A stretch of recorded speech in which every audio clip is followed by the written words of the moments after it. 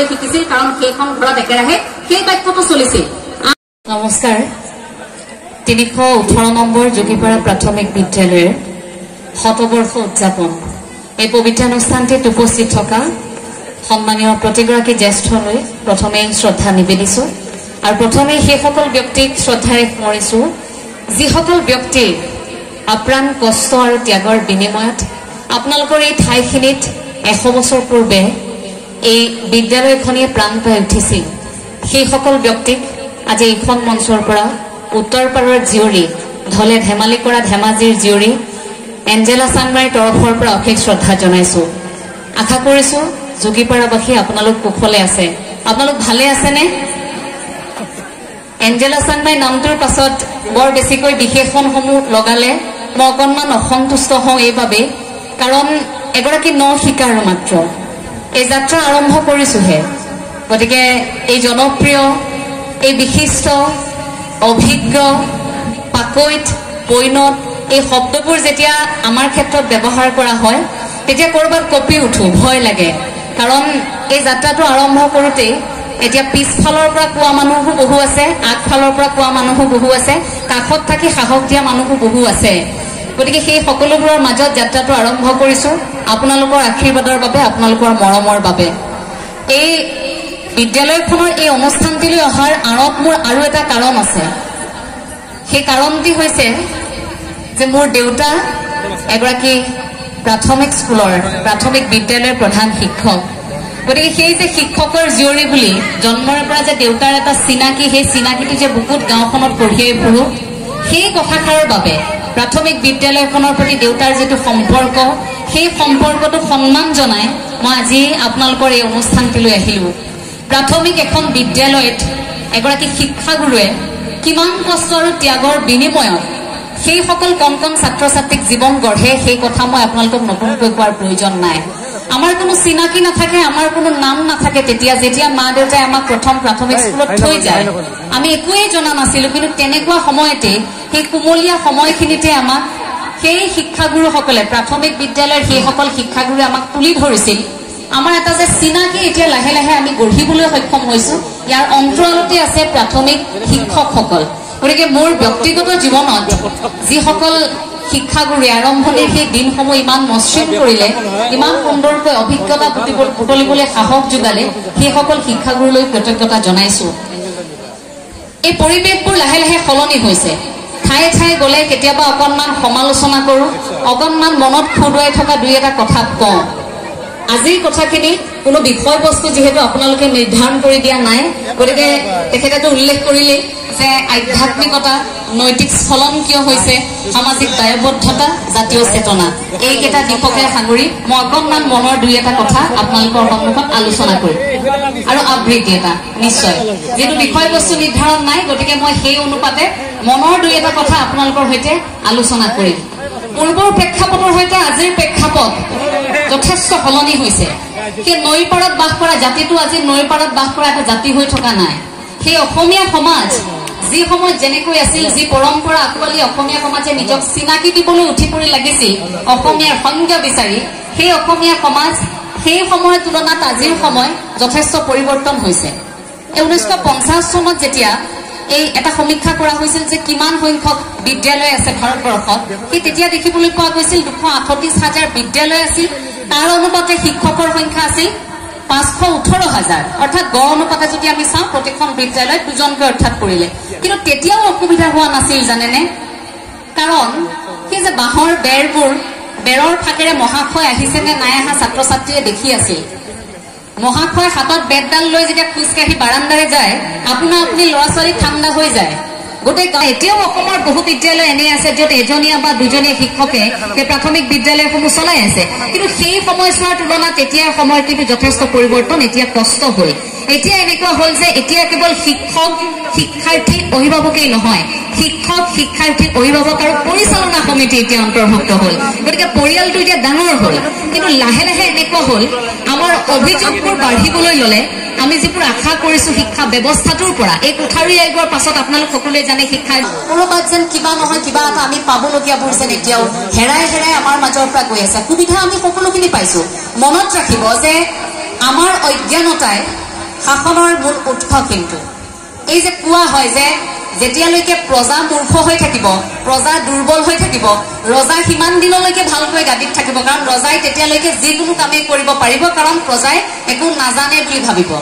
তাৰ বাবেই আমাক প্ৰয়োজন জ্ঞানৰ, তাৰ বাবেই শিক্ষা ব্যৱস্থাৰ আমাক প্ৰয়োজন। নম্বৰমুখী চিন্তাধাৰা নহয়, মই জ্ঞানৰ কথা কৈছো। জ্ঞান আৰু বুদ্ধিৰ জৰিয়তে আজীৱন আমি যিটো যাত্ৰা আৰম্ভ কৰো, এই যাত্ৰাত আমি জন্মৰ লগ্নৰ পৰা আৰু সেই আমাৰ গুৰুৱে আমাক আগবঢ়াই থৈ যায় শিক্ষকৰ হাতত। মই আৰম্ভ কৰিব বিচাৰিছো নৈতিক স্খলন এই বিষয়টোৰ জৰিয়তে। বৰ্তমান সময়ত যিবোৰ বা বাতৰি আপোনালোকে পাই আছে, তাৰ অধিকাংশ বাতৰি আপোনালোকে হয়তো পাব নৈতিক স্খলনৰ বাবে। আমি যে হঠাতে কৈ থাকো নৈতিক স্খলন ঘটিছে, শিষ্টাচাৰ নজনা হৈছে আজিকালি ল'ৰা ছোৱালী। কিয়? ভুল ক'ত হ'ল, ক'ত খেলি মেলিবোৰ আমাৰ হৈ গ'ল। পিতৃ মাতৃয়েতো সন্তানক শাসন কৰিবলৈ এৰি দিয়া নাই, এতিয়াওতো পিতৃ মাতৃয়ে শাসন কৰিছে। এতিয়াওতো বিদ্যালয় মহাবিদ্যালয় প্ৰতিখন শিক্ষানুষ্ঠানতো শিক্ষাৰ্থীসকলক শাসন কৰিছে, কিন্তু খেলি মেলিবোৰ ক'ত হৈ গ'ল? ক'ৰবাত ভুল বুজাবুজি, ক'ৰবাত এই শাসনৰ মাজত ক'ৰবাত সুৰুঙা। পিতৃ মাতৃয়ে নিজৰ সন্তানক ক'ৰবাত ডাঙৰ কৰোঁতে ক'ৰবাত নহয় ভুল ৰৈ গ'ল। আঙুলিটো টোৱাই থাকোঁতে তিনিটা আঙুলি নিজৰ ফালে আহোঁতে আত্মসমালোচনা কৰাৰ সময়বোৰ উকলি গৈছে। মাতৃগৰাকী উপলব্ধি কৰাৰ সময়টো আহি পৰিব এতিয়া যে মোৰ সন্তানক মই কেনেকুৱা শিক্ষা দিলে তেওঁ সমাজত মূৰ দাঙি জীয়াই থাকিব পাৰিব, মোৰ সন্তান মানুহ হ'ব পাৰিব। নালাগে মোৰ সন্তান বহু ডাঙৰ কোনোবা এগৰাকী বিষয়া হ'বলৈ, নালাগে মোৰ সন্তান মোৰ কাষৰ ঘৰত থকা ব্যক্তিগৰাকীৰ সন্তানে যিটো সন্মান বুটলিবলৈ সক্ষম হৈছে সেই সন্মানটো আজৰি আনক। আপুনি চিন্তা কৰিব লাগিব যে আপোনাৰ সন্তানে সমাজৰ কিবা এটা ভাল হোৱা কাম কৰিছে। এই যে প্ৰাথমিক বিদ্যালয়, আমি অকণমান এই যে মই অকণমান এইফালে আহিছো দেই, আপোনালোকৰ মুখবোৰ ভালকৈ দেখি থাকিলে মোৰ কথাটো ভাল লাগিব। যিহেতু মই অকণমান চাপৰ, সেইটো মোৰ গোটেই বংশটোৱে চাপৰ। এতিয়া এনেকুৱা হয় অনুষ্ঠানলৈ যেতিয়া যাওঁ, ডাইচবোৰ ইমান ডাঙৰকৈ বনোৱা থাকে, ফুলৰ মাজৰ পৰা কোনোমতে মোৰ চকুকেইটা ওলায়। আপোনালোককো মই দেখি নাথাকো, মোকো আপোনালোকে দেখি নাথাকে, অকণমান অসুবিধা হয়। গতিকে ৰ'দ ঘাই মানুহ ফৰফৰীয়া কথা, মই অকণমান আগবাঢ়ি লৈছো, বেয়া পাব নেকি? ঠিক আছে। এই যে প্ৰাথমিক বিদ্যালয় বুলি আৰম্ভ কৰোঁতে মই কথাষাৰ কৈছিলো, চাব দেই ত্ৰুটিবোৰ কেনেকুৱা হৈ যায়। মোৰ মনৰ ফুদুৱাই থকা কথা, শিক্ষামন্ত্ৰী এগৰাকীও দিল্লীৰ উল্লেখ কৰিছিল এই কথাষাৰ ভাষণৰ প্ৰসংগত। ক'ৰবাত আমি যে কেতিয়াবা শিকিলো, আমাক শিকাইছিল, আমি শিকাইছো, কথাবোৰ কোনবোৰ দিশত আমি গুৰুত্ব দিব লাগিছিল আৰু সেই কথাবোৰ গুৰুত্ব নিদিয়াৰ বাবে ক'ৰবাত আমাৰ শিশুৰ মনস্তত্বত প্ৰভাৱ পৰিছে নেকি? আমি বিপৰীত অৰ্থ শিকিছিলো যে স্বামী স্ত্ৰী, আমি কিয় শিকিব নোৱাৰিলো যে স্বামী স্ত্ৰী পৰিপূৰক, মালিক কৰ্মচাৰী। মালিক বুলি কোৱাৰ লগে লগে তাৰ বিপৰীত বুলি কোৱাৰ লগে লগে আমি কি কৰো? কৰ্মচাৰী। আৰু বিপৰীত অৰ্থটো কি? মালিক। এই মালিক কৰ্মচাৰী বুলি কোৱাৰ লগে লগে আমি তাক এটা ব্যৱধান ৰাখি দিলো নে? ব্যৱধানটো শিশুৰ মনত ক্ৰিয়া কৰিল নে? যদি মালিক কৰ্মচাৰী আমি যদি পৰিপূৰক বুলি ৰাখিলোহেঁতেন, তেতিয়া হয়তো আজি সেই শব্দবোৰ বুজি পোৱাত শিশুৰ আৰু ভাল হলহেঁতেন। আমি কিয় ভদ্ৰ ব্যক্তি এগৰাকী বুলি চিনাকি দিবলৈ এই যে পুথি এখনত যদি কেতিয়াবা চুট টাই পিন্ধা মানুহ এজন থাকে, এখন যদি ছবি লগোৱা থাকে, সন্তানক শিকোৱা হয় কি? জেণ্টলমেন, অৰ্থাৎ ভদ্ৰ লোক এখেত। কিন্তু তাৰ সলনি সেই গ্ৰন্থখনত, সেই পুথিখনত এনেকুৱা ছবি এখন কিয় নাথাকে যে এটা ফটা কামিজ পিন্ধি নাঙল লৈ গৈ আছে কৃষক এগৰাকী ফটো এখন কেতিয়াবা ক'ৰবাত দেখিছেনে? তেনেকৈ সাধাৰণ মানুহ এগৰাকীৰ ফটো এখন দেখিছেনে? গতিকে আমাৰ ধাৰণাটো কি হৈ গ'ল যে ভদ্ৰ ব্যক্তি বুলি কোৱাৰ লগে লগে চুট টাই পিন্ধি থাকিব লাগিব, কোট পিন্ধি থাকিব লাগিব, টাই লগাই থাকিব লাগিব, এযোৰ ভাল জোতা পিন্ধিব লাগিব, এটা ভাল ঘড়ী পিন্ধি আছে ভদ্ৰ লোক এজন। এই যে আমাৰ সমাজত আমি আৰম্ভণি সময়খিনিত আমি পাঠ্যপুথিত যিবোৰ আঁকোৱাহ বুলি মই ক'ব বিচাৰিম, সেইবোৰ আচলতে এটা গঠনমূলক সমালোচনা বুলি আমি ল'ব পাৰো দেই। সেই কথাবোৰে শিশুৰ মনস্তত্বক ক্ৰিয়া কৰে। তাৰ পাছত সেই সন্তানক ডাঙৰ হোৱাৰ পাছত ৰাস্তাৰে পাৰ হৈ যেতিয়া তেনে এজন ব্যক্তি যাব, আপোনাৰ সন্তানে ক'ব যে মা, তেখেত বহুত ডাঙৰ মানুহ হয়নে?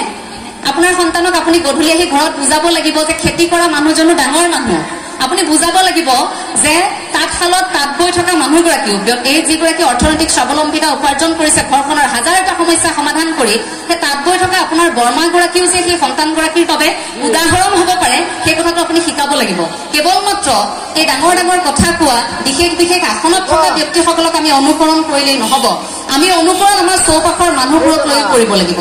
সেইদিনা এখন সভাত মই এই কথাষাৰ কৈছিলো, নৈতিক স্খলনৰ এই কথাখিনিত, যে ক'ৰবাত যদি কেতিয়াবা ছাত্ৰই হাতত চিগাৰেটটো লৈ বিনা দ্বিধাই আমাৰ শিক্ষকৰ সন্মুখত যদি চিগাৰেটটো ফুপি দিছে, পাৰ হৈ গৈছে শিক্ষক, তেওঁলোকৰ কোনো ভূক্ষেপ নাই, পেকেট এটা জেপৰ পৰা উলিয়াইছে, কোনো কথা নাই বতৰা নাই, পিতৃ আছে, মাতৃ আছে, খুৰা আছে, খুৰী আছে, কোনো কথা নাই, পেকেটটো খাইছে, দলিয়াই থৈ তাতে গুচি গৈছে।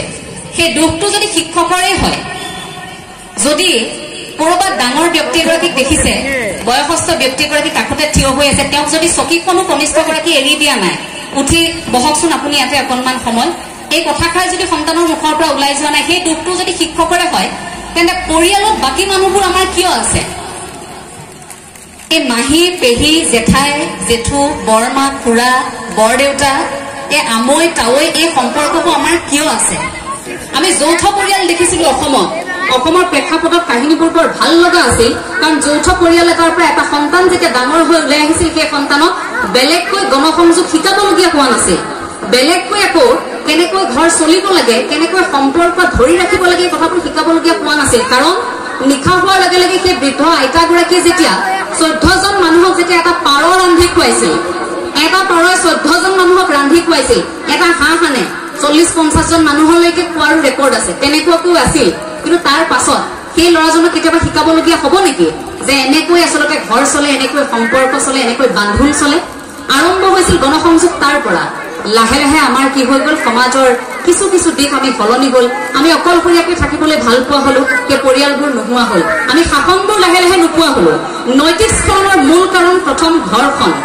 আপুনি আপোনাৰ সন্তানক যি শিক্ষা দিব, আপোনাৰ ঘৰখনত যেনেকুৱা পৰিৱেশ হ'ব, আপোনাৰ সন্তানে কিন্তু তেনেকুৱা আচৰণে কৰিব। ভাতৰ সাধুটো মই নতুনকৈ কোৱাৰ প্ৰয়োজন নাই। ৰজাৰ ঘৰত থকা এটা ভাটৌ ধৰ ধৰ কাটমাৰ কৰিবলৈ শিকিছিল, কাৰণ সেইখন ঘৰত একেৰাহে সেই বাক্যটো চলিছিল। আন এখন ঘৰতো সেই তেনেকুৱা এটা ভাটৌৱে আছিল, কিন্তু সেইখন ঘৰত কি আছিল, সদায় অতিথি আপ্যায়নৰ এটা সকলোৰে স্বভাৱ আছিল যে আহক, বহক, নমস্কাৰ, বহকচোন, ভালে আছে, এই কথাবোৰ শিকিছিল। গতিকে সেই ভাটৌটোৱে সেই কথাবোৰে শিকা নাছিল জানো? তাৰ পাছত আমিতো মানুহ, আমিতো জীৱশ্ৰেষ্ঠ, আমিতো সকলো আয়ত্ব কৰিব পাৰো। তাৰ পাছতো আমি কৰবাত ৰৈ গলো। আমাক এতিয়া আকৌ বুজাবলগীয়া হৈছে যে মানুহ কোৱাৰ তুমি আপোনালোকে এতিয়া আন্দোলন কৰি তোলা। APJ আব্দুল কালামে যেতিয়া যাত্ৰা আৰম্ভ কৰিছিল, তাৰ পাছত এতিয়া সকলোকে সেই আহ্বান জনাবলগীয়া হ'ল যে মানুহ কোৱাৰ এটা যাত্ৰা আৰম্ভ কৰক। এতিয়া মানুহ সৃষ্টিহে হ'ব লাগে। কেৱল মাত্ৰ এই দুখন ধৰি লৈ, এই মূৰটো লৈ, চকু দুটা লৈ, হাত দুখন লৈ কেৱল মাত্ৰ মানুহৰ অৱয়ৱটো ৰৈ থাকিলে নহব। ভিতৰৰ পৰা জীৱশ্ৰেষ্ঠ যে আমি হৈছো, মানুহ যে হৈছো, এই কথাখিনি কিন্তু উপলব্ধি কৰিব লাগিব। অন্তত গ্ৰাম্যাঞ্চলৰ পৰিৱেশবোৰ আগৰ দৰে বিচাৰো।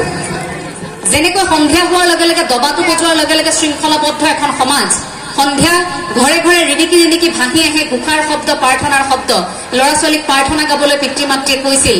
ডিঙিত গামোচাখন লৈ থুপুক থাপাককে খোজ কঢ়া কণমানিটো ককা আইতাৰ সৈতে নামঘৰত সেৱা কৰিছিল। সেই পৰিৱেশবোৰ ভাল লগা হৈছিল। কিন্তু এতিয়া লাহে লাহে সেই পৰিৱেশবোৰ আমাৰ নোহোৱা হ'ল।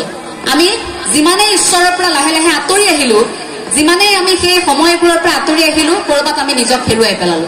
মনত ৰাখিব, আমি সদায় ভগৱানৰ সৈতে, এই অদৃশ্য এটা শক্তিৰ সৈতে আমি সদায় সম্পৃক্ত হৈ থাকো। আপুনি কৰবাত দুখ পালে হঠাৎ আপুনি কয় কৃষ্ণ প্ৰভু। কাৰোবাৰ গাত খুন্দা খালে প্ৰথমে চৰি বুলি মুখৰ পৰা আমাৰ নোলায়, কৃষ্ণ বেয়া নাপাব দেই, মুখৰ পৰা শব্দটোৱে কৃষ্ণ বুলি ওলায়। এতিয়া ডাঙৰকে বিজুলী মাৰকচোন, আপোনালোক সকলোৱে ক'ব কৃষ্ণ। এটা মুখত শব্দ আহে নে আপোনালোকৰ? ভগৱান বচাবা আৰু কৃষ্ণ, এই যে শব্দবোৰ, কাৰণ তাৰ অৰ্থটো এইটো যে আপুনি ভগৱানৰ সৈতে কানেক্ট হৈ আছে। তাত তৃতীয়জন ব্যক্তিৰ প্ৰয়োজনো নাই, আপুনি নিজেই কানেক্ট হৈ আছে তেখেতৰ সৈতে।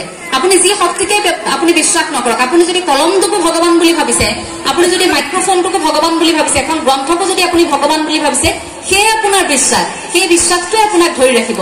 কিন্তু মূলত ধৰিব লাগিব যে এটা বিশ্বাস, আমাৰ ওপৰতো কোনোবা এজন আছে। আমাৰ সেই ধাৰণাটো নোহোৱাৰ বাবে লাহে লাহে নৈতিক স্খলন ঘটিছে। পিতৃ মাতৃৰ শাসনৰ পৰা সন্তানে ভাবে যে ঘৰখনৰ 4 বেৰ পাৰ হোৱাৰ লগে লগে এতিয়া মোক কোনেও দেখা নাই। এই বিদ্যালয়খন পাৰ হোৱাৰ লগে লগে ল'ৰা ছোৱালীয়ে ভাবে যে এতিয়া আৰু আমাক কোনেও দেখা নাই, এতিয়া কিবা এটা কৰিলে একো গম নাপায়। মহাবিদ্যালয়ত CCTV লগোৱা আছে, গতিকে CCTVটো পাৰ হোৱাৰ লগে লগে ভাবে এতিয়া আৰু CCTV ধৰা নপৰো, যি কৰিলো। এই ধাৰণাটো থাকে আমাৰ। এই ধাৰণাটো আহিবলৈ পাইছে কাৰণ আমি ওপৰজনক বিশ্বাস কৰিবলৈ শিকাই নাই। এই বিশ্ব ব্ৰহ্মাণ্ডক যদি বিশ্বাস কৰিছে, যদি জীৱটোক আপুনি বিশ্বাস কৰিছে, যদি জীৱন মৃত্যুক যদি আপুনি জিনিব বিচাৰিছে, তেন্তে আপুনি এটা শক্তিকটো বিশ্বাস ৰাখিব লাগিব। সেই শক্তিক আপুনি আপোনাৰ জীৱনত ধনাত্মক দৃষ্টিভংগী পৰিৱৰ্তনৰ বাবে বিশ্বাস কৰক। মই কোৱা নাই, ছাৰে যি ধৰণে কৈছিল যে গোটেই দিনটো নামঘৰত বহি থাকিব নালাগে, গোটেই দিনটো নামাজ পঢ়ি থাকিব নালাগে, গোটেই দিনটো আপুনি ধাৰ্মিক অনুষ্ঠান এটাত বহি থাকিব নালাগে, কিন্তু হৃদয়খনত এটা সত্তা আপুনি জীয়াই ৰাখিবই লাগিব।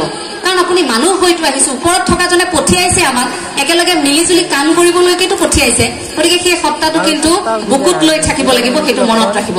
গতিকে পিতৃ মাতৃয়ে নিজৰ সন্তানক গঢ় দিওঁতে সেই কথাষাৰ বুকুত ৰাখি নিজৰ সন্তানক 4 বেৰৰ ভিতৰৰ পৰা আপুনি যেতিয়া বাহিৰলৈ উলিয়াই পঠিয়াব, তেতিয়া মনত ৰাখিব এই ল'ৰা ছোৱালীহাল যদি খোজকাঢ়ি গৈ আছে তেওঁলোকৰ পাছফালে আপোনালোকৰ চিনাকিটো গৈ আছে তেওঁলোকে কিবা এটা কৰিলে সমাজে আপোনালোকক ক'ব ল'ৰা ছোৱালীক কি শিক্ষা দিছে অন্তত সেই ভয়টো কৰি হলেও নিজৰ সন্তানক এতিয়া অকণমান সেই আবুৰতাত ৰাখিবলৈ শিকক সন্তানে জেদ ধৰিব আপোনাক বিচাৰিব বস্তু কিন্তু তাক আপুনি কেনেকৈ নিয়ন্ত্ৰণ কৰিছে আপোনাৰ শিশুৰ মনস্তত্বক আপুনি কেনেকৈ বুজিছে সেইটো ডাঙৰ কথা কেতিয়াও নুসুধিব ঘৰলৈ উভতি অহাৰ পাছত ইংৰাজীত 99% নম্বৰ তুমি কিয় নাপালা বিশেষকৈ প্ৰাথমিক পৰ্যায়ত আপোনালোকে কেতিয়াও জোৰ নিদিব যে এইখিনি তুমি পঢ়াই A for apple B for ball তুমি পঢ়িবই লাগিব পঢ়াই এটোত কেতিয়াও হেঁচা প্ৰয়োগ নকৰিব এটা নিৰ্দিষ্ট সময় আছে শিশুৱে আয়ত্ত কৰিব 5 বছৰৰ পৰা 17 বছৰ বয়স এই সময়খিনিলৈকে আপুনি যেনেকৈ ভাজ লগাব তেনেকৈ ভাজ ল'ব গ্ৰীক শিক্ষক এগৰাকীয়ে কৈছিল যে 17 বছৰ বয়সলৈকে মোক এগৰাকী সন্তান দিয়া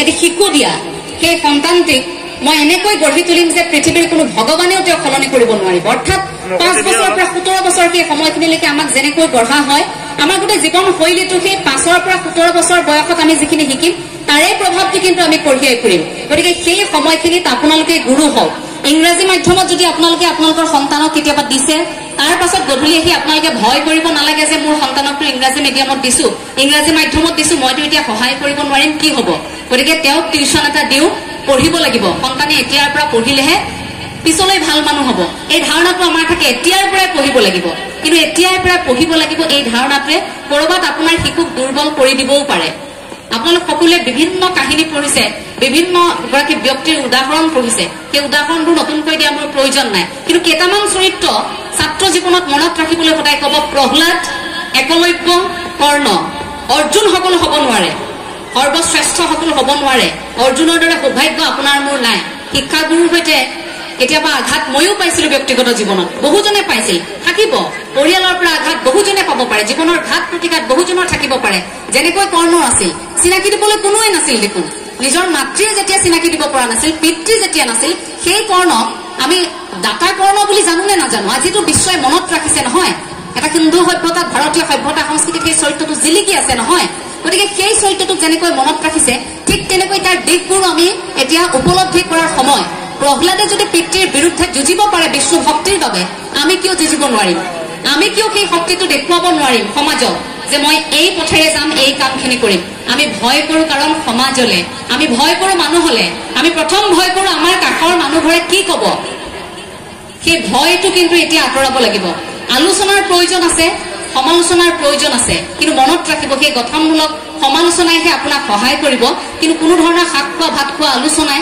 কোনো ধৰণৰ বিপৰীতমুখী ঋণাত্মক আলোচনাই আপোনাৰ ভাল কেতিয়াও নকৰে সেয়া আপুনিও নকৰিব আপুনি আনকো কৰিবলৈ নিদিব পৰচৰ্চা বুলি যে কয় পৰচৰ্চাটো সেইবাবে আচলতে ক্ষতিকাৰক আপোনাৰ সন্তানে যদি শুনি থাকে এই কথাখিনি প্ৰতিদিনে যদি ঘৰত আপুনি আলোচনা কৰি আছে যে আমুকৰ ঘৰত এই কথাটো হৈছে তেওঁলোকৰ ঘৰত এইখিনি চলিছে আপুনি গম নোপোৱাকৈ আপোনাৰ সন্তানে ডাঙৰ হোৱাৰ লগে লগে সেই কথাবোৰৰ প্ৰতি লাহে লাহে ধাৱমান হৈ গৈ থাকিব গতিকে নৈতিক স্খলন ৰোধ কৰাৰ সেইটো একমাত্ৰ উপায় যে ঘৰখনত আপোনালোকে এটা পৰিৱেশৰ সৃষ্টি কৰিব লাগিব আজিৰ সময়ত ছাত্ৰ ছাত্ৰীক যদি বেগত কি আনিছে তেওঁলোকক পৰীক্ষা কৰিব লগা এটা অৱস্থা আহি পৰিছে এটা সময় আহি পৰিছে সজুলি লৈ আহে কাৰোবাক মাৰিম বুলি ক'লে মাৰি দিয়ে কাটিম বুলি ক'লে কাটি দিয়ে কোনো ভয় নাই কি কৰিব মাৰিম এই কথাবোৰ ক'ৰ পৰা লাহে লাহে শিপাইছে জানে এই যে আমি চিনেমাবোৰ চাই থাকো বিভিন্ন সময়ত আমি কেতিয়াবা তেনেকুৱা ধৰণৰ গল্পও পঢ়িবলৈ পাওঁ চিনেমাসমূহত যেতিয়া আমি চাওঁ টিভিৰ যেতিয়া আমি এডভাৰটাইজবোৰ চাওঁ বিজ্ঞাপনবোৰ চাওঁ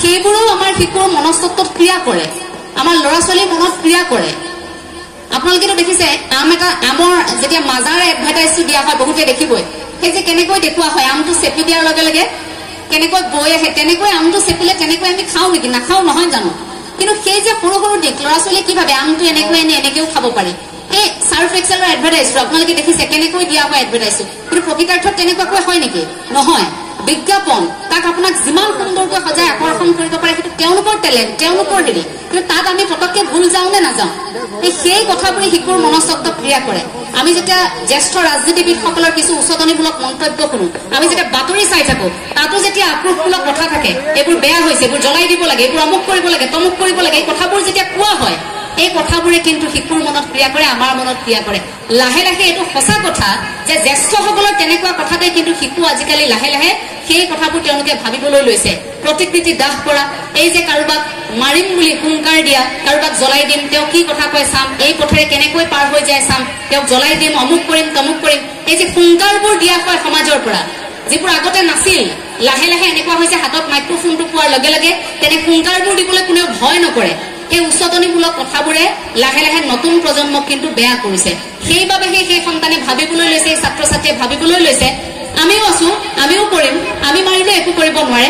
4-5জন লগ হৈ তেওঁলোকে সংগঠনমুখী এটা ধাৰণালৈ গুচি যাব বিচাৰে। তেওঁলোকে বুজি নাপায় আদৰ্শগত কথাটো, তেওঁলোকে মাত্ৰ বুজি পায় যে সমাজ এখনত নিজকে দম সজাই থাকিব লাগে। যেনেকৈ তেওঁলোকে চিনেমাখন নিশা চালে, চিনেমাখনত যেনেকৈ হিৰোই মাৰিলে, সেই তেনেকুৱা এজন হিৰো হ'ব বিচাৰে। গতিকে আপোনালোকে নিজে সেই কথাখিনি চাব লাগিব যে সন্তানে সেই চিনেমাখন চাই হিৰো হ'বলৈ গৈ আছে নে এখন গ্ৰন্থ পঢ়ি সাহিত্যিকগৰাকী বা এগৰাকী অনুকৰণ কৰিবলগীয়া ব্যক্তিৰ দিশেৰে জীৱন সজাবলৈ গৈ আছে। দায়িত্ব আপোনালোকৰ। আধ্যাত্মিক চেতনাৰ কথা কওঁতে মই ক'ব লাগিব যে গুৰুজনৰ আদৰ্শক এৰি আমিবোৰ শূন্য। কোনোবাই যদি কীৰ্তনক অস্বীকাৰ কৰিব বিচাৰে ইয়াত, তেন্তে মোৰ সেইসকলক ক'ব লগা নাই, কিন্তু এটাই কম যে কীৰ্তনক এৰি অসমীয়া জনজীৱন কিন্তু নহয়। নামঘোষাৰ জৰিয়তে, কীৰ্তনৰ জৰিয়তে, ভাগৱতৰ জৰিয়তে এটা পৰিৱেশ কেনেকৈ গঢ়ি তোলক আপোনাৰ সন্তানে চাব। এটা সময়ত আপোনাক ক'ব নোৱাৰা কথাটো কোনোবা দিনা গধূলি গোসাঁই ঘৰৰ সন্মুখত কৈ কান্দিছে, আপোনাক ক'ব পৰা নাই, কিন্তু ঈশ্বৰৰ ওচৰত গধূলি কাকুতি ঘোষা ফাঁকি গাই আপোনাৰ সন্তানে ঈশ্বৰক সেই কথাখিনি ক'ব পৰা হৈছে। সম্পৰ্কবোৰ তেনেকৈ আপোনালোকে গঢ়িবলৈ শিকাওক ঈশ্বৰৰ সৈতে। গতিকে কীৰ্তনক এৰি জনজীৱন শূন্য বুলি এইবাবেই কৈছো যে কীৰ্তনক নস্বাত কৰি নমনাকৈ যদি কোনোলোকে থাকে, সেইসকলক এটাই কম যে কীৰ্তনৰ কোলাতেই আপোনাৰ জন্ম হৈছে আৰু এদিন আপুনি কীৰ্তনৰ কোলাতেই শেষ হৈ যাব লাগিব। গুৰুজনে হেৰাই গ'ল যদিও কৈ থৈ গৈছিল যে কীৰ্তন দশমৰ মাজত মই থাকিম। মহাপুৰুষ শ্ৰী শ্ৰী মাধৱদেৱ হেৰাই গ'ল যদিও নামঘোষাৰ মাজত আজি যেনেকৈ আছে, পৃথিৱীৰ ভিতৰতে ঘোষা শাস্ত্ৰ বুলি শ্ৰেষ্ঠ নহয় জানো সেইখন, সেই ঘোষা শাস্ত্ৰ ভাগে আমিও বুকুত কঢ়িয়াই ফুৰিব পাৰো। যদি এফাকি ঘোষা পঢ়িলে আপুনি গম পাব পাৰে যে আপুনি কি, আপুনি কোন, আপুনিনো কি বিচাৰি আছে। এই যে আপুনি ক'লে যে মই দুৰাচাৰক, আপুনি নিজক শূন্য কৰি কাৰোবাৰ ওচৰত উপস্থাপন কৰিছে, তাৰ বাবে এফাকি ঘোষাই আপোনাক সহায় কৰিছে। আপুনি ঘোষাৰে প্ৰাৰ্থনা জনাইছে, আপুনি আপোনাৰ অপৰাধবোধ কৰিছে, ক্ষমা বিচাৰিব পাৰে ঘোষাৰে। আপুনি কাৰোবাক অন্যায় কৰিছে, আপুনি ক্ষমা বিচাৰক ঘোষাৰে। ঈশ্বৰৰ পৰা কিবা পাব বিচাৰিছে, বিচাৰক আপুনি ঘোষাৰে। আপুনি সেই ধৰণেও সেই আধ্যাত্মিক চেতনাৰ আপুনি সৃষ্টি কৰিব পাৰে। আপুনি যি ধৰ্মৰে নহওক, প্ৰতিখন ধৰ্মগ্ৰন্থৰ অন্তৰালত কিন্তু বহুখিনি কথা থাকে। গতিকে সেইখিনি ল'ৰা ছোৱালী এটা তথ্যভিত্তিক উপস্থাপন কৰিব পাৰিব লাগিব। ল'ৰা ছোৱালী সেই কথাখিনি কিন্তু পঢ়িব পাব লাগিব। বাৰ্থডে এটা আহিলে কেডবেৰী চকলেটটো বা দামী টেডি এটা আপুনি উপহাৰ দিছে, তাৰ সলনি মই আৰু এখন বিদ্যালয়ত এই কথাটো কৈছিলো যে যদি পাৰে অনুগ্ৰহ কৰি তেনেকুৱা এখন গ্ৰন্থও আপোনাৰ সন্তানৰ হাতত তুলি দিব, যে চোৱাচোন কিনো লিখা আছে ইয়াত, পঢ়িবলৈ দিব, নামঘোষা ফাঁকিকে পঢ়িবলৈ দিব, বা আন আপুনি ধাৰ্মিক যি গ্ৰন্থ গীতা শাস্ত্ৰ ভাষিকে আপুনি তুলি দিবচোন। শ্ৰীমদ ভাগৱত গীতাত কেনেকৈনো কথাবোৰ লিখি কৈছিল, জ্ঞান যুগত কি কৈছিল, এই কথাবোৰ আপোনালোকে সন্তানক অন্তত হাতত কিতাপখন তুলি অকণমান সময় চাবলৈ দিব। লাহে লাহে দেখিব তেওঁলোকৰ সেই বস্তুবোৰৰ প্ৰতি আকৰ্ষণ বাঢ়িছে। সামাজিক দায়বদ্ধতা, সামাজিক দায়বদ্ধতা ক'ৰ পৰা আৰম্ভ হয় জানে? ডিঙিত লৈ থকা গামোচাখনৰ পৰা, আপুনি ৰাতিপুৱা আপোনাৰ ঘৰখনৰ পৰিৱেশটোৰ পৰা আপুনি খোজ দিয়া বাহিৰৰ পৰিৱেশটোলৈকে ডিঙিৰ গামোচাখনৰ পৰা আৰম্ভ হয়, তাঁতশালৰ পৰা আৰম্ভ হয় সামাজিক দায়বদ্ধতা, জাতীয় চেতনা তাৰ পৰা আৰম্ভ হয়। কিন্তু লাহে লাহে আমাৰ মাজৰ পৰা সেইবোৰ কৰবাত নহয় কৰবাত হেৰাই হেৰাই গৈ আছে। পাহৰি গলো আমি নিজৰ কামবোৰ এইবাবে পাহৰি গলো বুলি কম। আজি আন ৰাজ্যই মুগা পালনৰ বাবে পৰীক্ষা চলাইছে। ভাবক, কেইটামান দিন এনেকুৱা আহিব যে মুগা কাপোৰ, এৰী কাপোৰ আমি অসমৰ নহয়, আমি বহিৰাজ্যৰ পৰা কৰিব লাগিব। গুজৰাটে চলাই আছে এটা পৰীক্ষা। এইটো আমাৰ বাবে বৰ ভাল কথা নহয়, কিন্তু আমাৰ বাবে দুখৰ কথা। অসমীয়া শিপিনীগৰাকীয়ে মুগাৰ কাপোৰযোৰ যেতিয়া বৈ উলিয়াইছিল, তাৰ যেতিয়া উচিত মূল্যটো পোৱা নাই, তাৰ পাছত এতিয়া কি হ'ব, বাহিৰৰ পৰা সেয়া ক্ৰয় কৰিব লাগিব। আজি আমি কাপোৰ পিন্ধি থাকো শুৱালকুছি, আমি পাটৰ বাবে বিখ্যাত বুলি জানো। পাট কাপোৰৰ কিমান বেছি আদৰ থাকে, মুগাৰ কাপোৰৰ বাবে ঢকুৱাখনা, এৰী কাপোৰৰ বাবে। কিন্তু আপুনি মন কৰিছেনে, আপুনি যেতিয়া ফাঁচী বজাৰলৈ যাব, উত্তৰ পূব ভাৰতৰ আন এখন জনপ্ৰিয় বজাৰ, যিখন বজাৰলৈ সকলো যায়, কাৰণ তাত কম দামত বস্তু পায়। আপুনি 10,000 টকা দি পাটৰ কাপোৰযোৰ শুৱালকুছিৰ পৰা কিনাতকৈ আপুনি মনতে ভাবিব যে 2,000 টকাত দেখোন পলি পাটৰ কাপোৰযোৰ কলিকতাৰ বেপাৰীৰ পৰা দেখোন আমি ল'ব পাৰো। সেই যে আপোনাৰ ধাৰণাটো আহিলে, এই যে পলিপাটৰ কাপোৰযোৰ দেখোন এই বহিৰাগত বনিয়াৰ পৰা আমি ইমান কম টকাতে ল'ব পাৰিম। জাতীয়তাবাদৰ সৈতে কম্প্ৰমাইজ আপোনাৰ সেইখিনিতেই হ'ল। আমাৰ মনত সেইখিনিতেই আহিল ভুলটো। আৰু আমাক অসমীয়া মানুহক, আমি খুব আৱেগিক যে, অসমীয়া মানুহক সহজে আকৰ্ষিত কৰিব পাৰে, আনে অসমীয়া মানুহক সহজে প্ৰৰোচনাত পেলাব পাৰে, সহজে বাহিৰৰ বহিৰাগত বেপাৰীয়ে সেই ব্যৱসায়ীসকলে আমাক ঠগিব পাৰে। এতিয়াও মই দেখিছো গাঁৱৰ বহু এনেকুৱা আছে যে ঘৰতে থকা কুকুৰাৰ কণী হাঁহৰ কণীকেইটা দি পলিপাতৰ কাপোৰ এযোকে লয়, সেইকেইটা নিজৰ ল'ৰা ছোৱালীক খাবলৈ থৈ নিদিয়ে, কাৰণ কাপোৰ এযোকে লওঁচোন তাৰ সলনি। এই যে গাঁৱে গাঁৱে আপোনালোকে এইটো কিন্তু সঁচা কথা, 12 বজাৰ লগে লগে দেখিব লাহে লাহে বেপাৰীবোৰ সোমাবলৈ আৰম্ভ কৰিছে গাঁৱত। ক'ৰ পৰা আহিছে? আৰু সেই মুহূৰ্তত ঘৰখনত পুৰুষজন ঘৰত নাথাকে, মহিলাগৰাকীয়ে দেখিব কাপোৰৰ মাজৰ পৰা ভাজৰ পৰা টকা কেইটামান উলিয়াই সেই বেপাৰীৰ কথাত ভুল গৈ তেনেধৰণৰ কাপোৰবোৰ কিনিবলৈ আৰম্ভ কৰিছে লাহে লাহে। এই শালখন জীয়াই থকাৰ বাবে যুঁজখন কিন্তু আমি দিব লাগিব, শিপিনীক সাহসটো আমি দিব লাগিব, আৰু উচিত মূল্যটো লোৱাৰ পদক্ষেপো আমিয়ে ল'ব লাগিব। কাৰণ আমাৰ যিখিনি প্ৰাপ্য আমি সেইখিনি পামেই, যিখিনি আমাক দিবলগীয়া আছে সেইখিনি সেই শাসনত থকা ব্যক্তিসকলে আমাক দিবই লাগিব। আজি যেনেকৈ প্ৰতিখন আঁচনি উলিয়াবলৈ বাধ্য, দিবই লাগিব।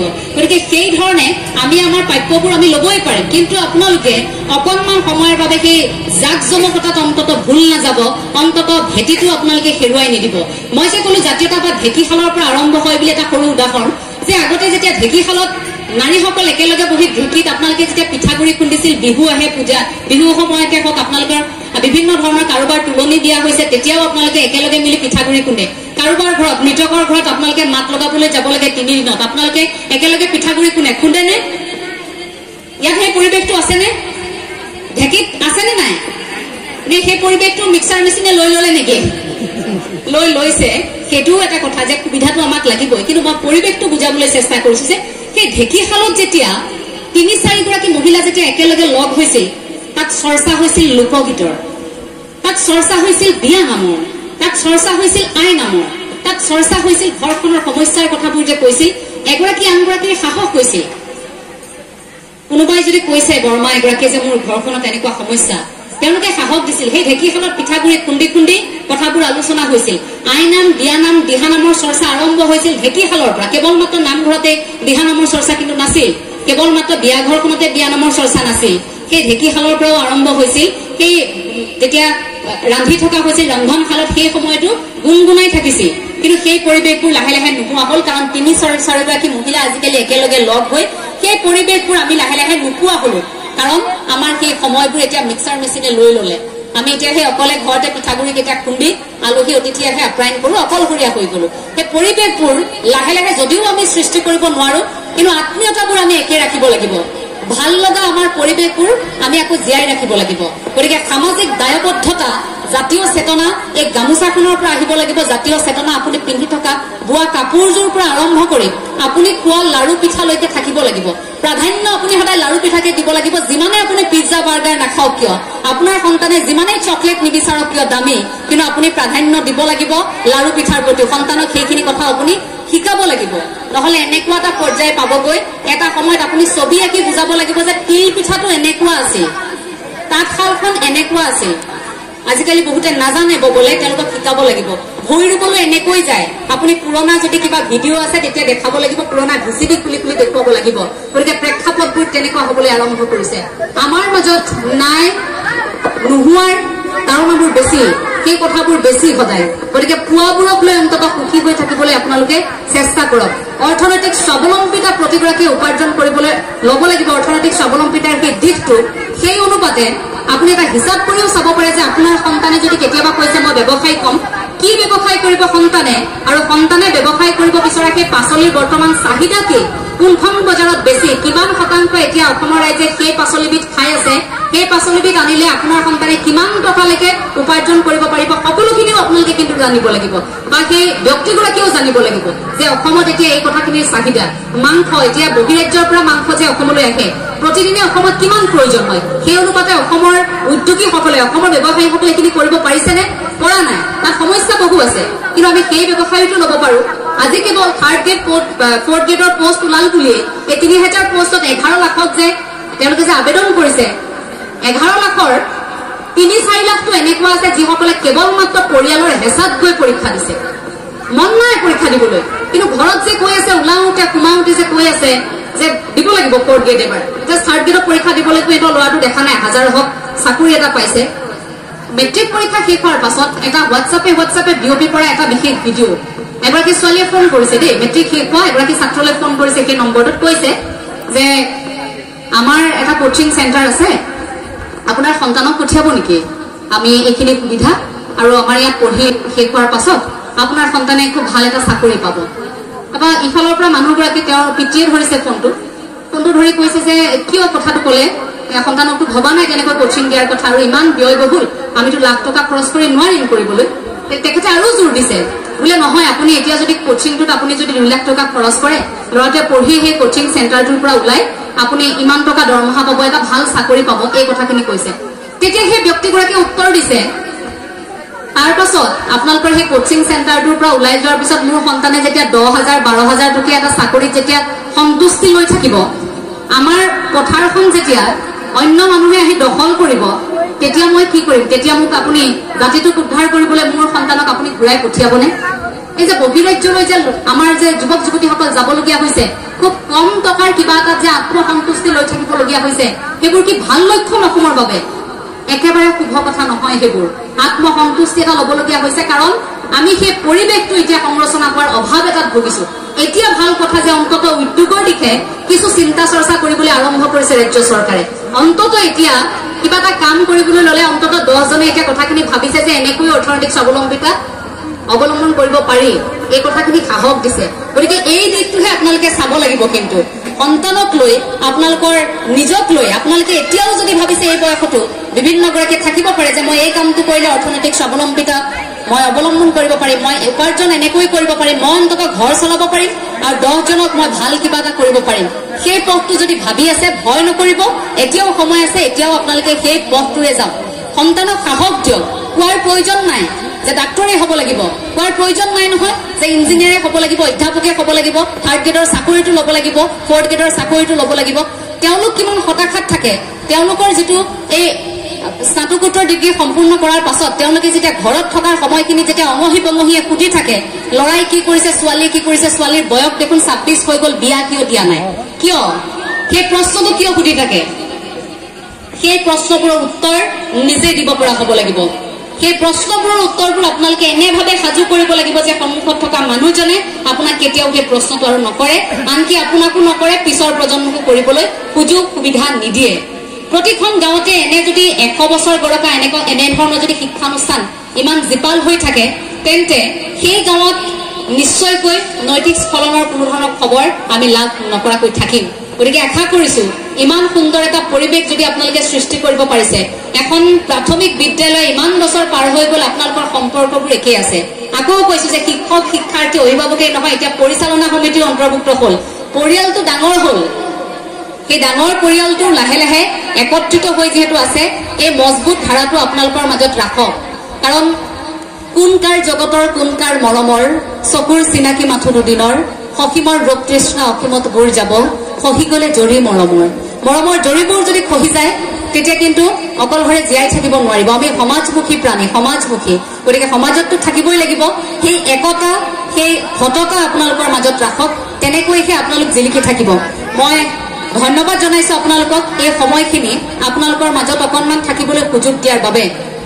আজি যিহেতু জ্যেষ্ঠ ছাত্ৰ ছাত্ৰীসকল নাই, অৰ্থাৎ মই বেছিকৈ আমাৰ স্নাতক পৰ্যায়ৰ বা স্নাতকোত্তৰ পৰ্যায়ৰ ছাত্ৰ ছাত্ৰীসকলৰ লগত বিভিন্ন শিক্ষাগত দিশৰ লৈ আলোচনা কৰো, কথা পাতো। গতিকে আজি সেই কথাখিনি মই তেনেকৈ ৰাখিম, সেই কথাখিনি আলোচনা নকৰো। আপোনালোকৰ সৈতে কথা পাতিছো এইবাবে যে আপোনালোকৰ মনত খুদুৱাই থকা কথাবোৰ কোনোবাখিনিত আমাৰ মনত খুদুৱাই থকা কথাবোৰৰ সৈতে মিল। কাৰণ মই গাঁৱৰ পৰা অহা এগৰাকী ছোৱালী, মোৰ গাঁওখন এনেকুৱা এটা সময়, এনেকুৱা পৰিৱেশ হয় আমাৰ গাঁওখনত, যেতিয়া বাৰিষা হয়, বাৰিষা হোৱাৰ লগে লগে আমাৰ পথটো 2-3 বাৰ নৈয়ে ছিগি নিয়ে।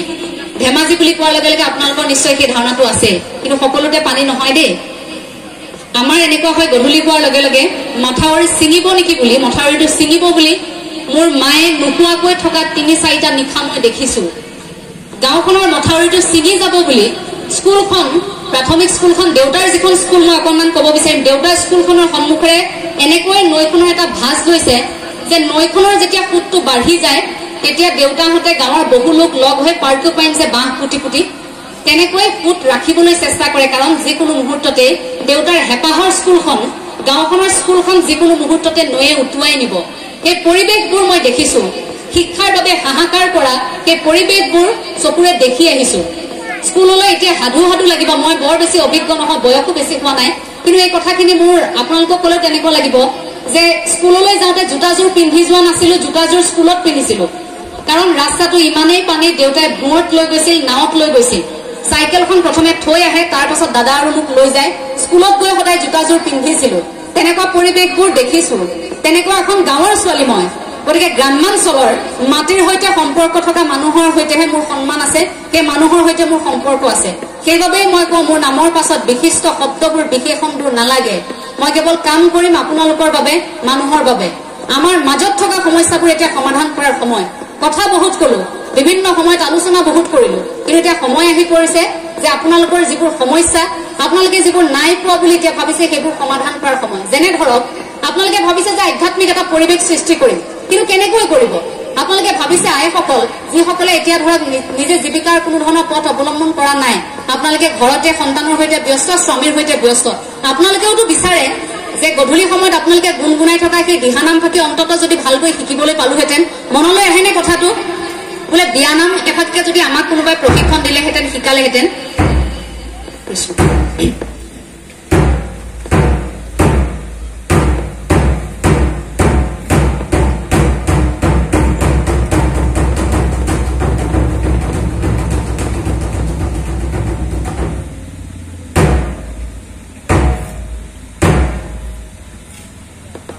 কৃষ্ণ তেৰা হবে পূজ্য, তেৰা হবে ধন্য, তেৰা হে সুপিত জন, কলি যুগে হৰি নাম আনকো বোলাওই, আপোনক কৰে কীৰ্তন। নামঘৰীয়া বাপুলৈ মই ইয়াৰ পৰাই শ্ৰদ্ধা জনাইছো। প্ৰাথমিক বিদ্যালয়খনৰ কাষতে এভাগী নামঘৰ।